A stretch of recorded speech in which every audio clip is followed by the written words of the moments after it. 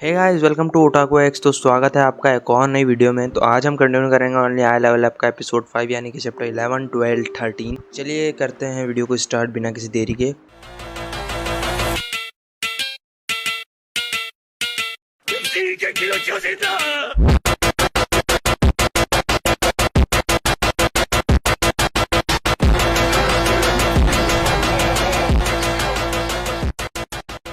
तो जैसा कि आपने पिछले एपिसोड में देखा था कि संघ के सामने एक नोटिस आता है जिसमें लिखा हुआ होता है कि कॉन्ग्रेचुलेशन, तुम अब प्लेयर बन गए हो।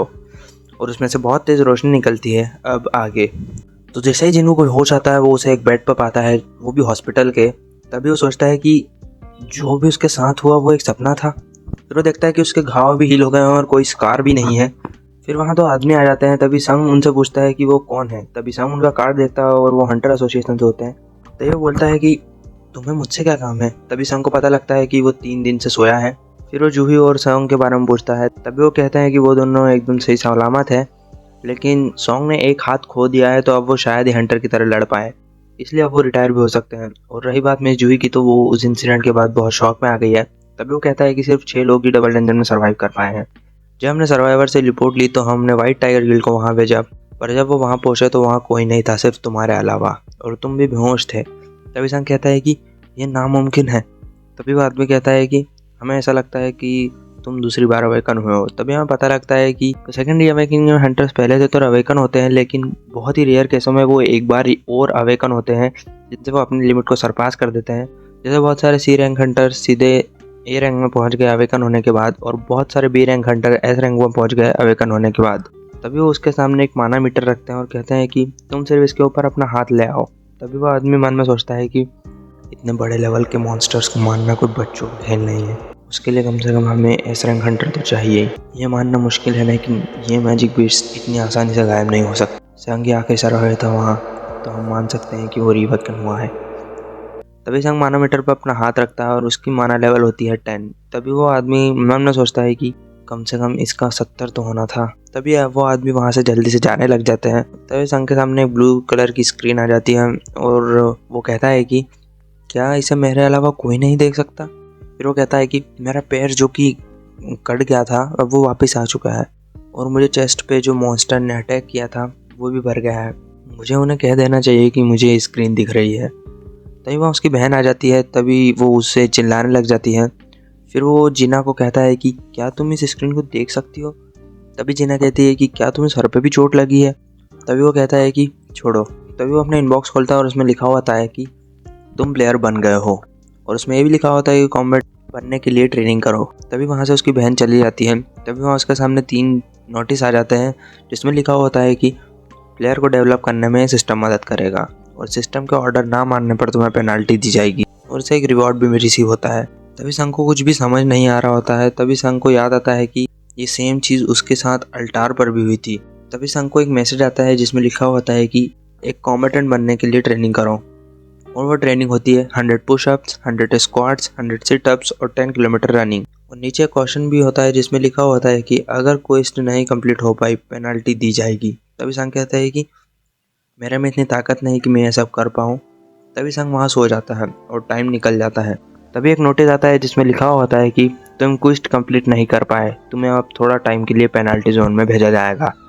तभी एक भूकंप सा आता है और जिन्हों एक डेजर्ट में पहुँच जाता है। तभी वहाँ एक सेंटीपीड आ जाता है, और फिर संघ को नोटिस आता है कि जिसमें लिखा होता है कि पेनल्टी कोई survival goal, survive for allotted time, जिसमें टाइम होता है 4 घंटे का। तभी संघ 4 घंटे तक भागता है। उसके बाद जैसे ही टाइम ख़त्म होता है वो वापस अपनी दुनिया में पहुँच जाता है। तभी उसे एक रिवॉर्ड मिलता है पेनल्टी कंप्लीट करने पर, लेकिन वो बहुत थक जाता है। तभी दूसरे दिन हम देखते हैं कि संघ भाग रहा होता है। तभी उसे नोटिस आता है कि उसने 10 किलोमीटर की रनिंग का कंप्लीट कर ली है। तभी उसे वो स्क्रीन का एक रिवॉर्ड चूज़ करने के लिए देती है, और वो रिकवरी चूज़ करता है। तभी संघ वापस पूरा रिकवर हो जाता है। तभी वहाँ पर दूसरा रिवॉर्ड आता है जो कि एबिलिटी पॉइंट्स थे, जिसे वो किसी भी एबिलिटी में डालकर उसे बढ़ा सकता था।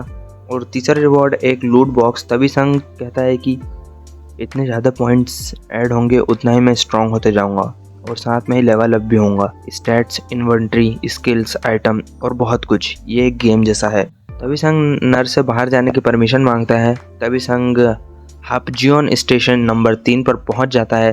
तभी हम देखते हैं कि संग के पास एक चाबी होती है जो उसे लूट बॉक्स से मिली थी और वो की एक इंस्टेंस डंजन को ओपन करती है जो कि स्टेशन नंबर 3 पर है, जिसकी डिफिकल्टी ई रैंक है। तभी संग कहता है कि अगर कुछ हुआ तो मैं भाग जाऊंगा। तभी संग डंजन को खोल देता है और वो जैसे ही अंदर जाता है डंजन बंद हो जाता है। तभी संग कहता है कि ये एक रेड गेट जैसा है, अब मैं क्या करूँगा, अब तो मैं भाग भी नहीं सकता। तभी संग के सामने एक नोटिस आता है जिसमें लिखा हुआ होता है कि तुम डंजन को जब तक छोड़ नहीं सकते जब तक तुम बॉस को हरा नहीं देते या फिर तुम एक टेलीपोर्टेशन स्टोन यूज़ नहीं कर लेते। तभी संग कहता है कि एक ई रैंक डंजन में मुझे चोट लग जाती है और तुम कह रहे हो कि मुझे ये ई रैंक डंजन अकेले क्लियर करना होगा, वो भी बिना किसी पार्टी के। तभी संग नीचे आता है, तभी वहाँ एक वुल्फ आ जाता है। तभी संग कहता है कि मैं गॉब्लिन को मार नहीं सकता, ये तो एक वुल्फ है। तभी संग कहता है कि मैं हिल क्यों नहीं पा रहा, इसलिए क्योंकि मैं डरा हुआ हूँ। तभी वुल्फ संग पर अटैक करता है लेकिन संग उसे डॉज कर देता है। तभी संग एक बार और उसके अटैक को डॉज करता है। उसके बाद संग उठ खड़ा होता है और उस वुल्फ को एक जोरदार पंच मारता है जिससे वो जाकर दूर गिरता है, लेकिन इतना काफ़ी नहीं होता है। तभी संग उसे लगातार बहुत सारे पंचेस मारता है लेकिन उस पर कोई असर नहीं होता। तभी संग वहाँ से भागने लग जाता है और कहता है कि ये डंजन में अकेले क्लियर नहीं कर सकता। तभी वुल्फ उस पर एक अटैक लैंड करने में कामयाब होता है। तो ये वुल्फ संग की तरफ आ ही रहा होता है कि तभी संग को याद आता है कि उसकी इन्वेंटरी में एक स्वॉर्ड है और वो उस स्वॉर्ड को निकाल कर उस वुल्फ पर अटैक कर देता है जिससे वो वुल्फ मर जाता है और उसे लेवल अप का नोटिस आ जाता है और वो लेवल अप हो जाता है। तभी संग कहता है कि मुझे किम ने कहा था कि ये स्वॉर्ड 3 मिलियन वॉन की है, एक ऐसी चीज़ मैं अफोर्ड नहीं कर सकता, लेकिन मैं इसे थोड़े टाइम के लिए यूज़ ज़रूर कर सकता हूँ। ये इन्वेंट्री काम की है, मैं इसमें कुछ भी रख सकता हूँ, जब तक मेरे पास वेपन है मुझे कोई डर नहीं। तभी हम देखते हैं कि उसकी तरफ बहुत सारे वुल्फ आने लग जाते हैं और वो एक एक करके सबको मारने लग जाता है। तभी संग कहता है कि हाँ, मुझे अब समझ में आ गया, ये उन स्टैचूज़ के सामने दूध पीते बच्चे हैं। देखते हैं कि संग लेवल 2 पर आ जाता है और उसके स्टेट्स थोड़े से बढ़ जाते हैं और उसकी स्पीड स्किल एक्टिवेट हो जाती है और चैप्टर 13 यहीं एंड हो जाता है।